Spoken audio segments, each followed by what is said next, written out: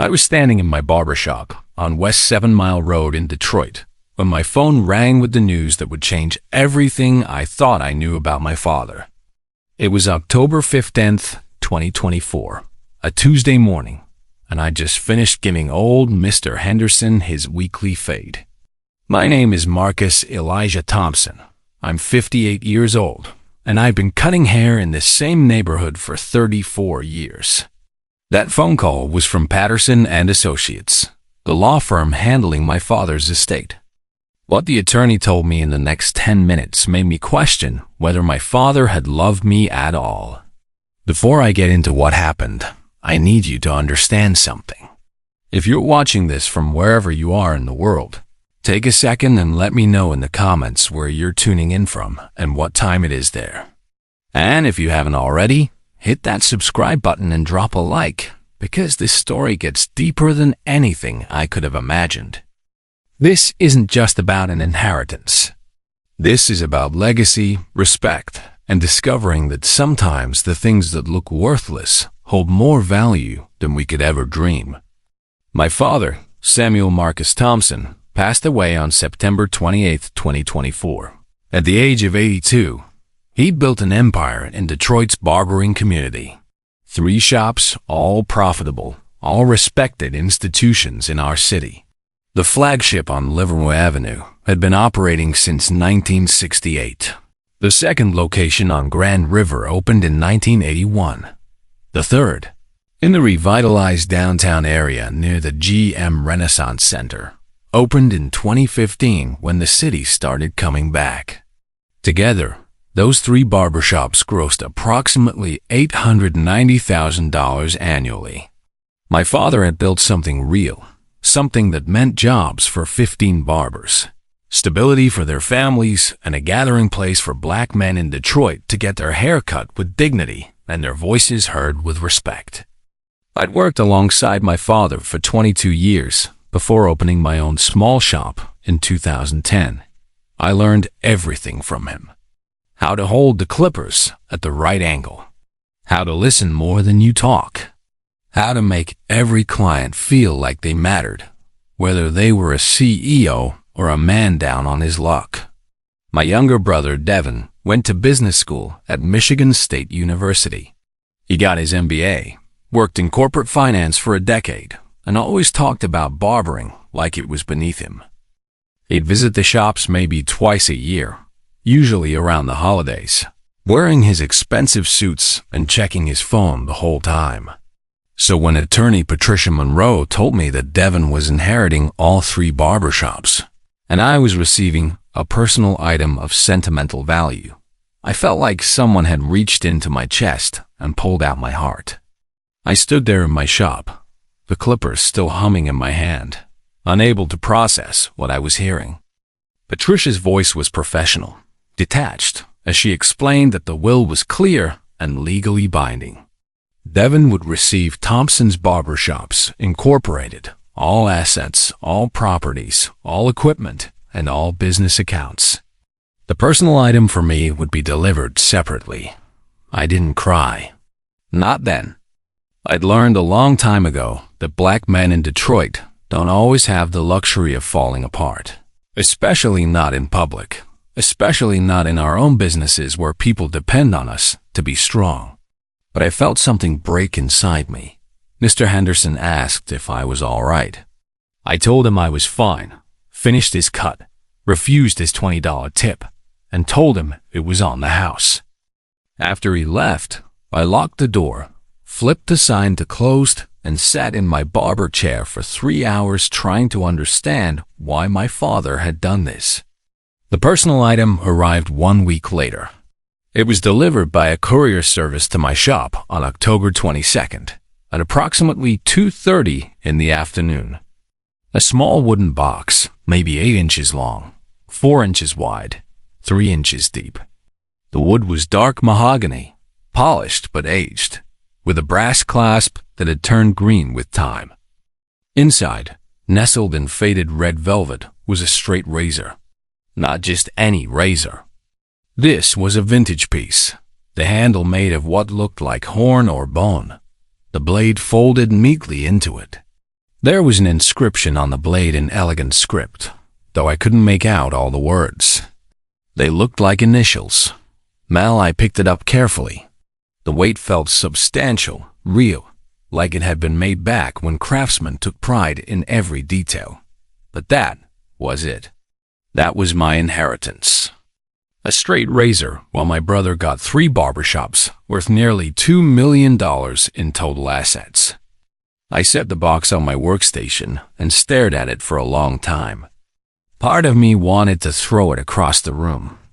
Part of me wanted to call Devin and ask him if he knew about this, if he'd somehow manipulated our father in his final months. But mostly, I just felt tired. Tired and betrayed by a man I'd spent my whole life trying to honor. That night, I took the razor home to my house in the Palmer Woods neighborhood. I'd bought the place in 2018, a 1920s Tudor that needed work but had good bones.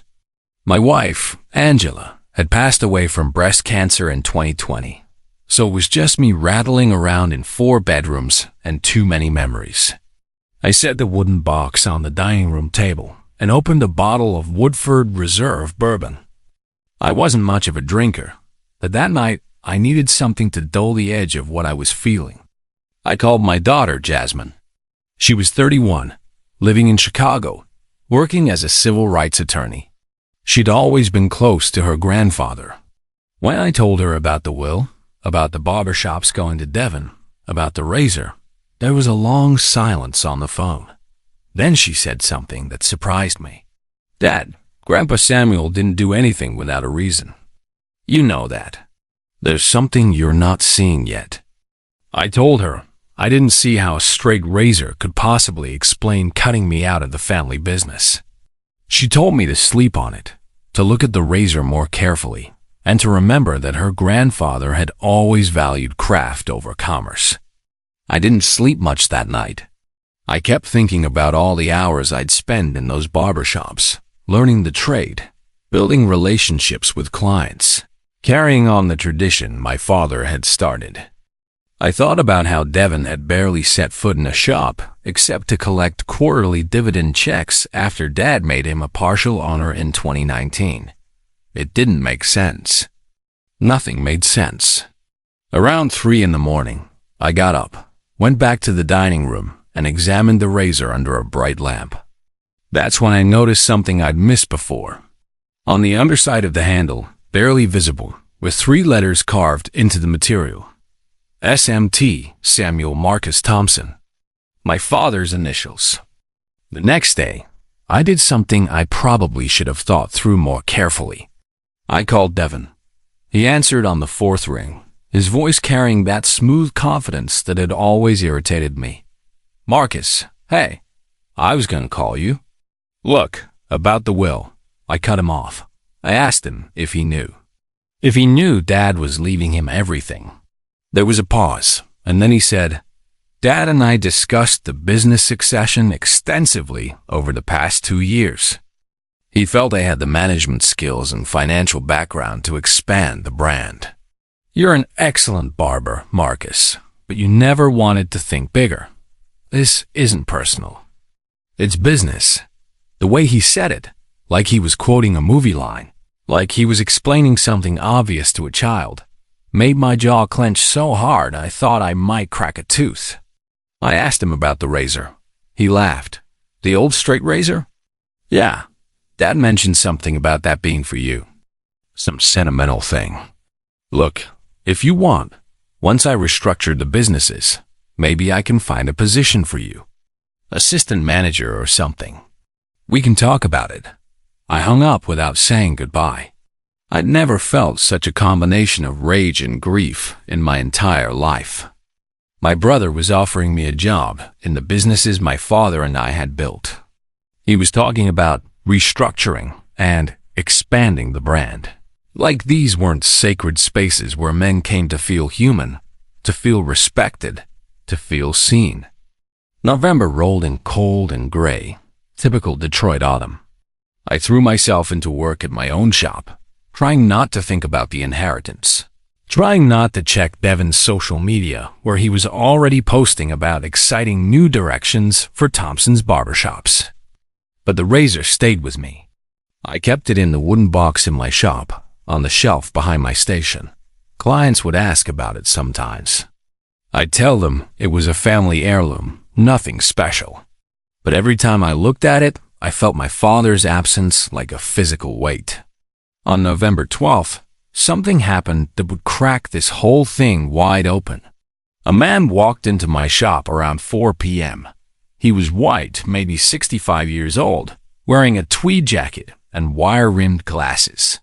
He introduced himself as Dr. Leonard Hartwell, an antiques appraiser and historian specializing in African-American cultural artifacts. He said he'd heard through the barber community that I might have an interesting vintage razor, and he was doing research for a book on barbering tools used in historically significant black-owned shops. I almost told him I wasn't interested, but something about his earnest demeanor, the way he pulled out a worn notebook and a jeweler's loupe, made me decide to show him. I took the wooden box from the shelf and set it on the counter. Dr. Hartwell opened it carefully, like it might contain something fragile. He picked up the razor with both hands, turned it over, examined the blade, the handle, the inscription. Then he pulled out his loupe and studied the initials on the blade for a long time. When he looked up at me, his face had gone pale. "Mr. Thompson, where did you get this?" I told him it was from my father's estate. He asked if I knew what I had. I said I assumed it was an old razor, probably from the 1960s based on the style. Dr. Hartwell set the razor down gently, like it might explode. "This didn't just belong to any barber," he said quietly. "Unless I'm very much mistaken, this straight razor belonged to Malcolmus." The world seemed to tilt sideways. I asked him to repeat what he'd just said. Dr. Hartwell explained, his words coming faster now, excited. The initials ML stood for Malcolm Little, Malcolm X's birth name. The style of the razor, a German-made Henkel's from the early 1960s, matched descriptions in historical records.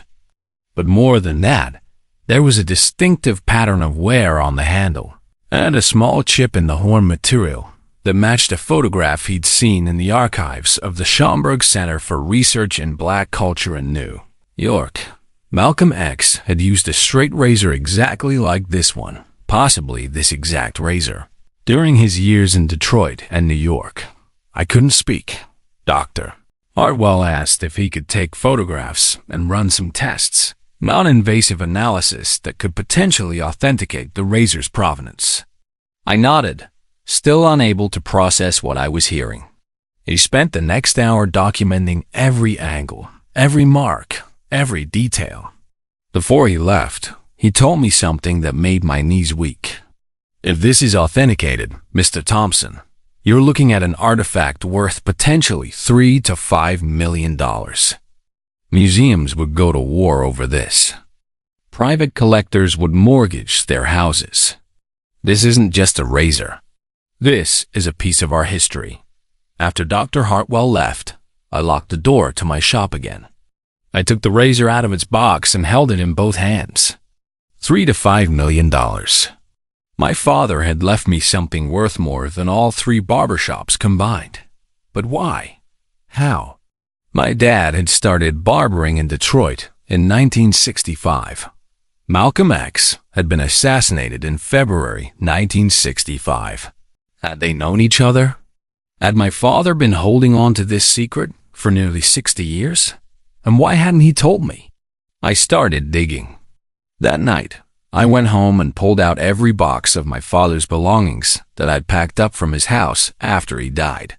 Old photographs, receipts, business documents, random papers he'd saved. Most of it seemed mundane. Tax records from the 1970s. Membership cards to the NAACP and the Urban League. Photographs of the original barbershop opening in 1968. But then, at the bottom of a box labeled Personal Important, I found something that made my hands shake. It was a black and white photograph, creased and faded. dated on the back in my father's handwriting. Detroit, January 1965. The photograph showed a younger version of my father, maybe 23 years old, standing in what looked like a barbershop. He was holding a straight razor, grinning at the camera, and sitting in the barber chair, getting a shave. Wearing his signature thick-framed glasses was Malcolm X. They were both looking at the camera, and there was an ease between them, a familiarity that spoke of more than just barber and client. On the back of the photograph, beneath the date, my father had written, "Last shave before the rally." He told me to keep the razor safe, said it was important. I promised. I sat on my bedroom floor surrounded by boxes and wept. Not from grief this time, but from understanding. My father hadn't abandoned me. He'd given me something far more valuable than barbershops. He'd given me a piece of history, a responsibility, a legacy that connected directly to one of the most important figures in Black American history. But I still didn't understand the full story. What rally? Why did Malcolm X want my father to keep the razor? And how was I supposed to prove any of this? The next morning, November 13th, I called Dr. Hartwell and told him about the photograph. He arrived at my house within 2 hours. When I showed him the picture, his eyes went wide. "This is extraordinary, Mr. Thompson. This could be from just days before Malcolm X's assassination." He spoke in Detroit on February 14th, 1965, at Ford Auditorium. "The rally your father mentioned might be that speech. If your father gave him a shave that day, if Malcolm X entrusted him with this razor." He trailed off, but I understood. This wasn't just valuable. This was historically significant. This was proof of a connection that hadn't been documented before.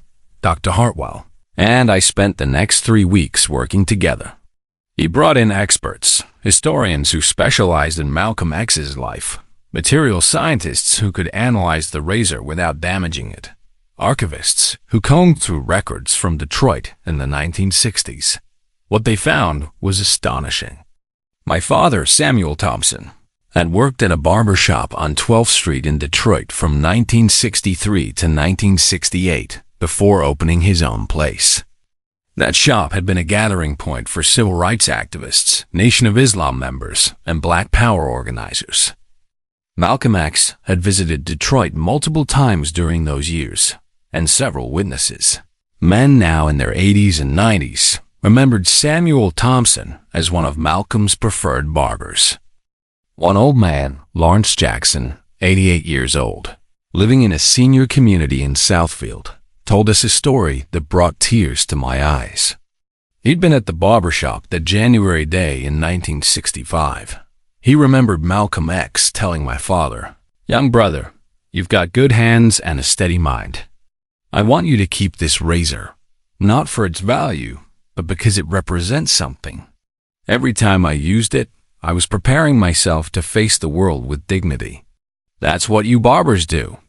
You help us face the world." Mr. Jackson said Malcolm handed my father the razor right there, insisted he take it, and told him it was more important that it stay with someone who understood the craft than that it follow Malcolm around the country. The authentication process took until early December. On December 9th, 2024, Dr. Hartwell came to my shop with a leather portfolio containing a 30-page authentication report.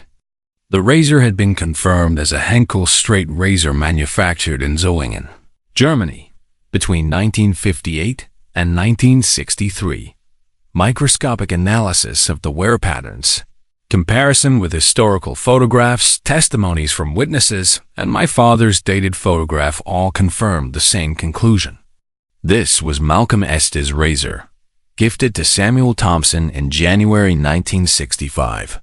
The estimated value, according to 3 independent appraisers, ranged from $3.2 million to $5, $7 million, depending on how it was sold and to whom. I should have been ecstatic. I should have been celebrating. But all I felt was a deep sense of responsibility. My father had kept this secret for 59 years. He'd never sold it, never even mentioned it. even when money was tight in the early years of building his business. He'd kept his promise to Malcolm X, and then he'd passed that promise to me. But I still didn't know what I was supposed to do with it.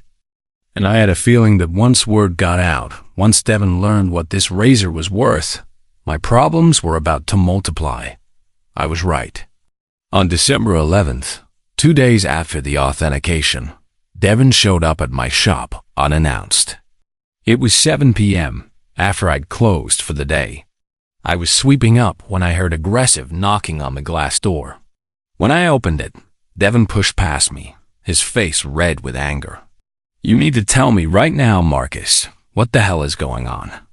I've been getting calls from lawyers, from reporters, from people I've never heard of, all asking about a razor that belonged to Malcolm X. They're saying it's worth millions. They're saying Dad gave it to you." His voice was shaking with something between rage and panic. I closed the door behind him and locked it. I wasn't going to have this conversation with an audience.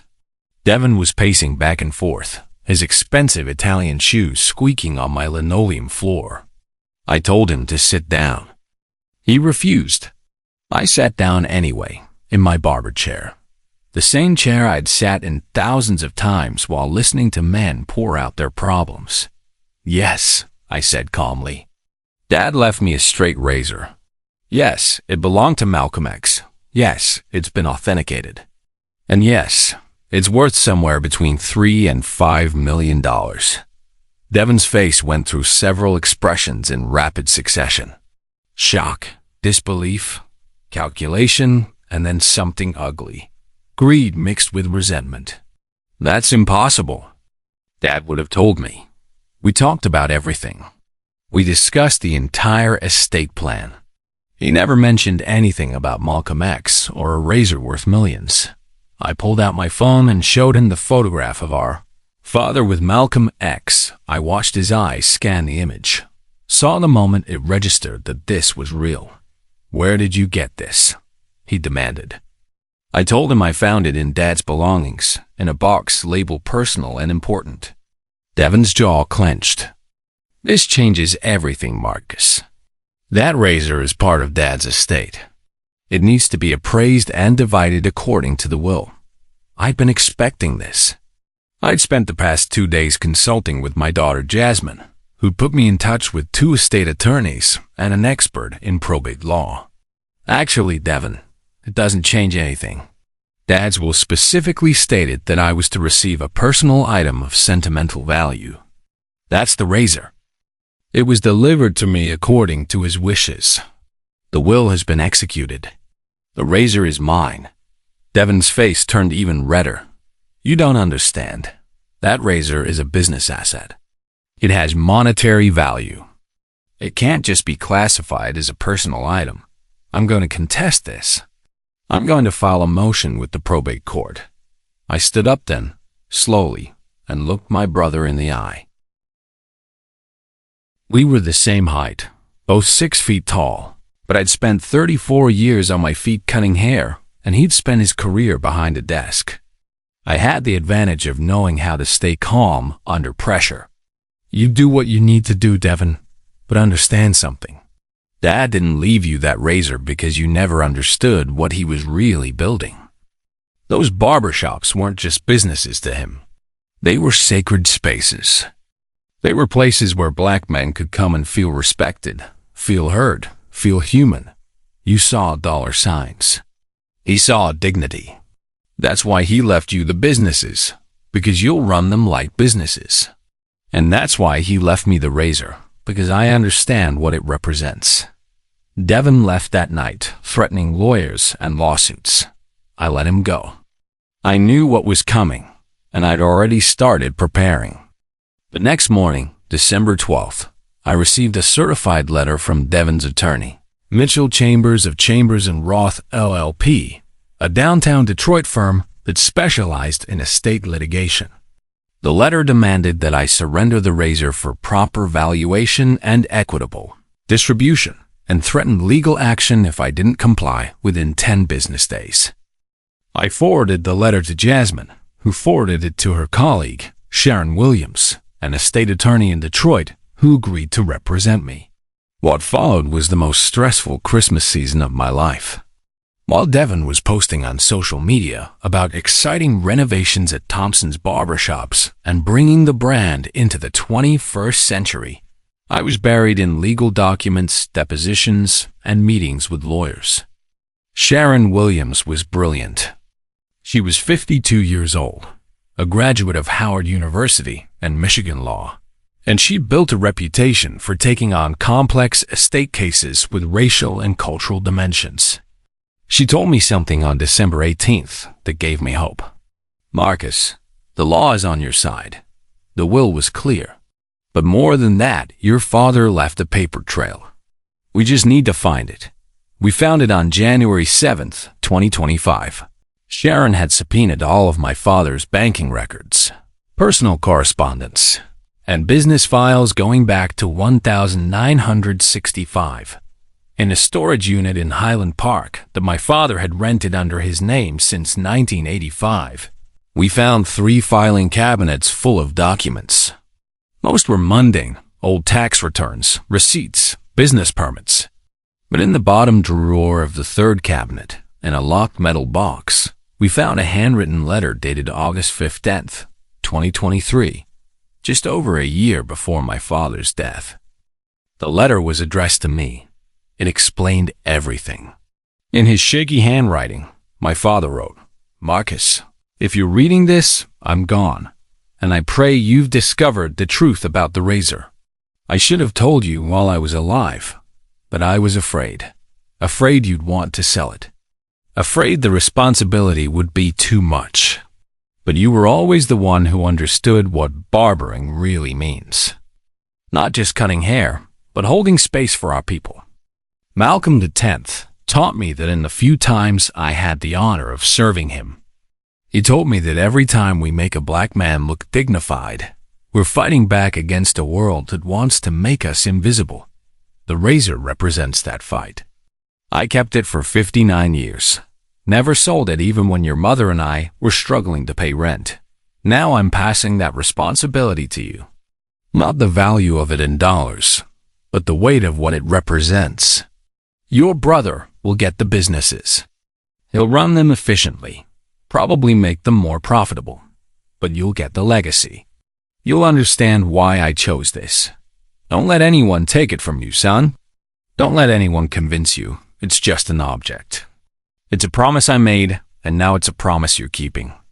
I read that letter 3 times in Sharon's office, my hands shaking, tears running down my face. My father had known exactly what he was doing. He'd known Devin would contest it. He'd known I'd need proof. And he'd left it for me, hidden but findable, like everything else he'd ever taught me. Sharon made copies of the letter, had it authenticated by a handwriting expert, and filed it with the probate court on January 10th, 2025. The hearing was scheduled for February 4th, but something happened before that hearing that changed everything again. On January 18th, the story broke. A reporter from the Detroit Free Press, Keisha Morrison, had been investigating rumors about Malcolm X artifacts surfacing in Detroit. She'd somehow gotten wind of the authentication, tracked down Dr. Hartwell, and put together a front-page story. Malcolm X's razor, hidden for 60 years, surfaces in Detroit barbershop. A state battle brewing between brothers. The story went viral. Within 24 hours, it was picked up by the New York Times, the Washington Post, CNN, and dozens of other outlets. My phone didn't stop ringing. Museums called. Private collectors called. The Smithsonian Institution's National Museum of African American History and Culture called. Devin called too. Not to apologize, but to float an offer through his attorney. He dropped the lawsuit if I agreed to sell the razor and split the proceeds 50-50. He framed it as a reasonable compromise, a way to honor Dad's memory without tearing the family apart. I told Sharon to decline. Devin came back with another offer, 60-40 in my favor. I declined again.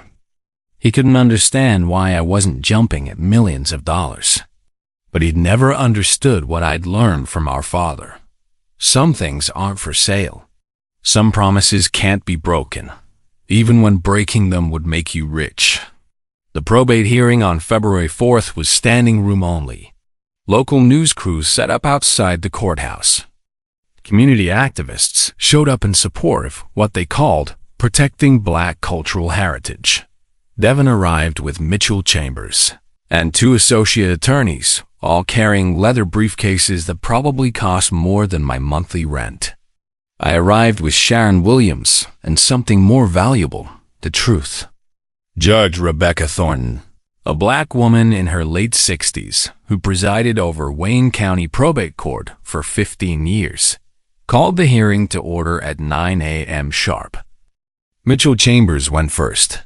He argued for 35 minutes that the razor constituted a significant asset that should have been properly appraised and disclosed during estate planning, that my father had been elderly and possibly not of sound mind when making his final decisions, that the unequal distribution violated principles of fairness.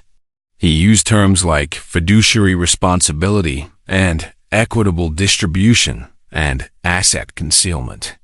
He made it sound like my father had been senile and I'd been manipulative. I had to grip the edge of my chair to keep from standing up and interrupting. Then Sharon Williams stood up. She didn't argue for 35 minutes.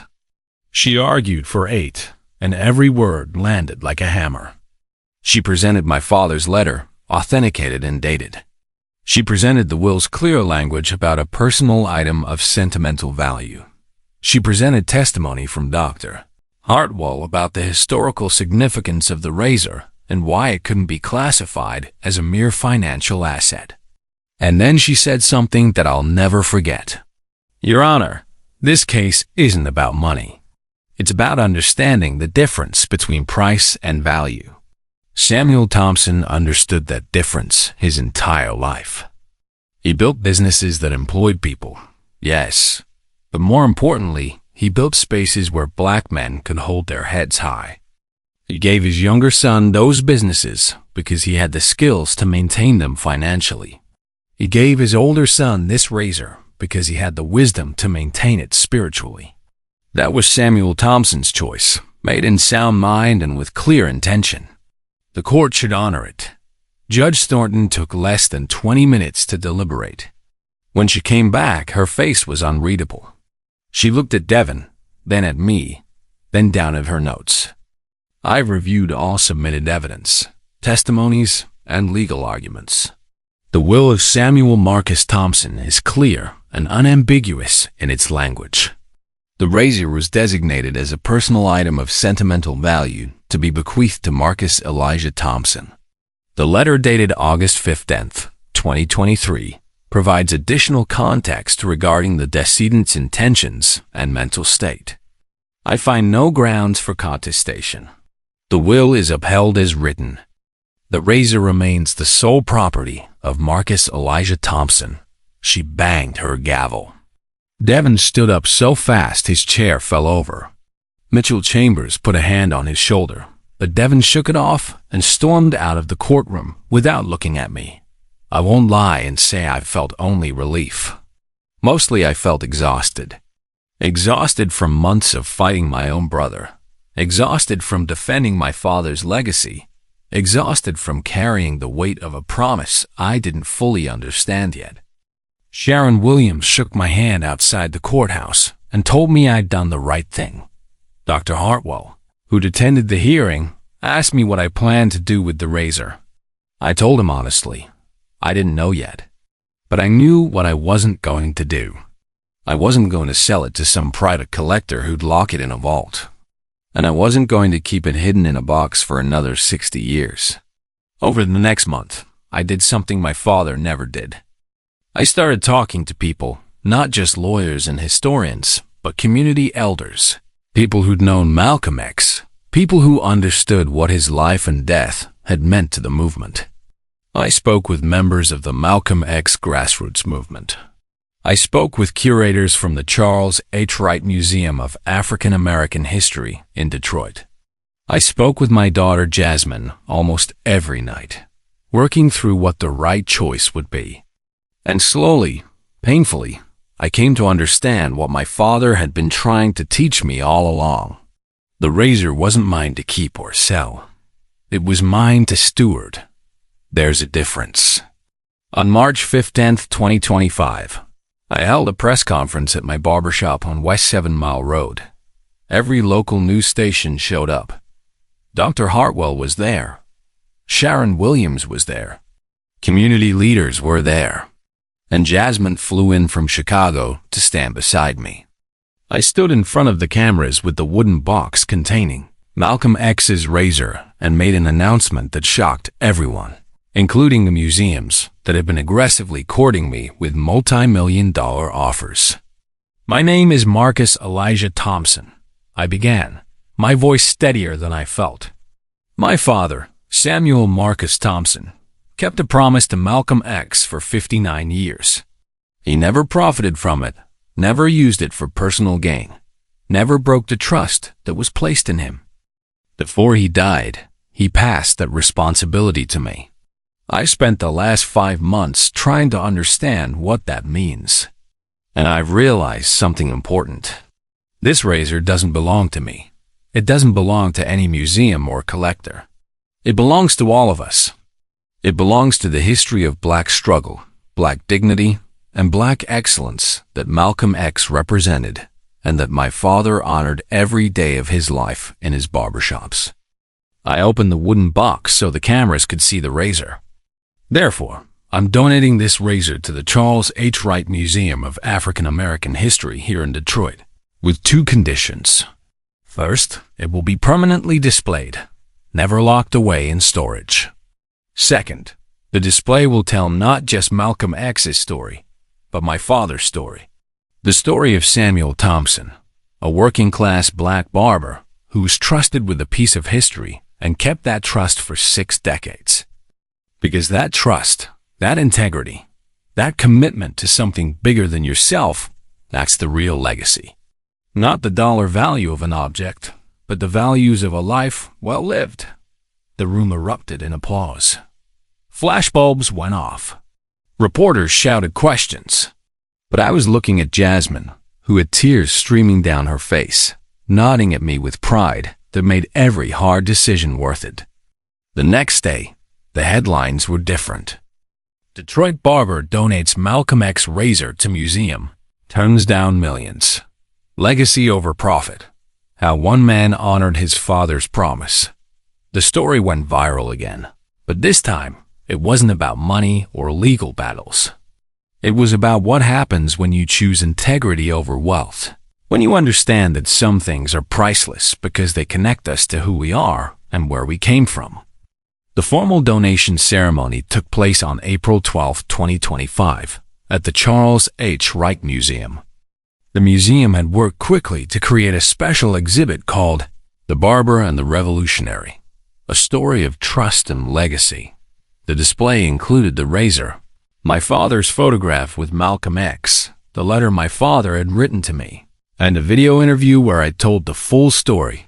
Dr. Hartwell helped curate it, and Jasmine wrote the legal documents ensuring my father's name would always be attached to the artifact. On opening day, over 2,000 people came through. Old men who'd gotten their hair cut at my father's shops in the 1970s. Young people who'd only read about Malcolm X in textbooks. Families who wanted their children to understand that history isn't just something that happened to famous people. It's something carried forward by ordinary people making extraordinary choices. Devin didn't come to the ceremony. I didn't expect him to. But 3 weeks later, on May 3rd, I received a letter from him. Not from his attorney, but from him personally, handwritten on yellow legal paper. It said, "Marcus, I was wrong.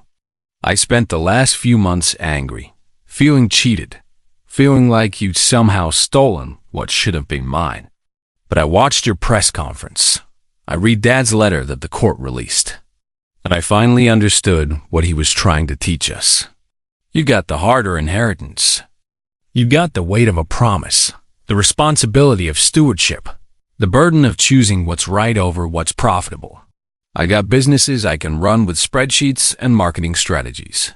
You got a legacy that required wisdom I don't have. I'm sorry for putting you through that court battle. I'm sorry I didn't understand sooner. Maybe someday we can talk, really talk, about Dad and what he was trying to tell us. Your brother, Devin. I read that letter 5 times. I haven't called him yet. Maybe I will eventually. Maybe time needs to pass first. But I kept the letter because it showed me something I'd been too angry to see during the fight. Devin wasn't evil. He was just lost, measuring value the way the world teaches us to measure it, in dollars and assets and bottom lines. Our father had tried to teach us both a different kind of math. The math where a straight razor is worth more than 3 barbershops. The math where keeping a promise for 59 years is worth more than millions in the bank. The math where dignity and integrity and stewardship create a legacy that money can never buy. It's been 8 months since the donation now. My life has settled back into its rhythm. I still open my shop at 8 a.m. 6 days a week. I still cut hair, still listen to men's stories, still carry on the tradition my father taught me. But something has changed. Men come into my shop now and tell me they saw the exhibit at the museum. They tell me their sons ask questions about Malcolm X because of my father's story. They tell me they understand their own work, whatever it is, a little differently now. That maybe they're not just doing jobs. They're maintaining something, stewarding something, passing something forward. The Charles H. Wright Museum tells me that the Malcolm X exhibit has become one of their most visited displays. School groups come through weekly. People take photographs. They read my father's letter. They look at that straight razor and see not just an artifact, but a bridge between generations. Between a revolutionary who was killed too young and a barber who kept his promise until he died of old age. Dr. Hartwell published his book in September 2025. He titled it The Razor's Edge. Malcolm X, Samuel Thompson, and the Barbershop as Sacred Space. He sent me a signed copy. On the dedication page, it reads, "For Marcus Thompson, who understood that the greatest inheritance is not what we receive, but what we choose to do with it." I keep a photograph on my workstation now. It's that picture of my father and Malcolm X from January 1965. Every morning when I come into my shop, I look at it. I look at my father's young face, full of hope and determination. I look at Malcolm X in the chair, trusting this young barber with something as intimate as a shave, as significant as a legacy. And I understand, finally, what my father was trying to tell me. The barbershops were never the point. The money was never the point. The point was always about maintaining dignity, keeping promises, and understanding that we're all just stewards of something bigger than ourselves. So, if you've watched this whole story, if you stayed with me through all these twists and turns, I want to thank you. Thank you for listening. Thank you for understanding that this wasn't really about an inheritance or a legal battle or even about a famous razor. This was about a father trying to teach his sons one last lesson about what really matters. One of us learned it faster than the other, but maybe we'll both get there eventually. If this story meant something to you, if it made you think about your own family, your own inheritance, your own legacy, then leave a comment below. Tell me what you think. Subscribe to this channel if you haven't already. Share this story with someone who needs to hear it. Because the real value in any story isn't in the telling. It's in the passing forward.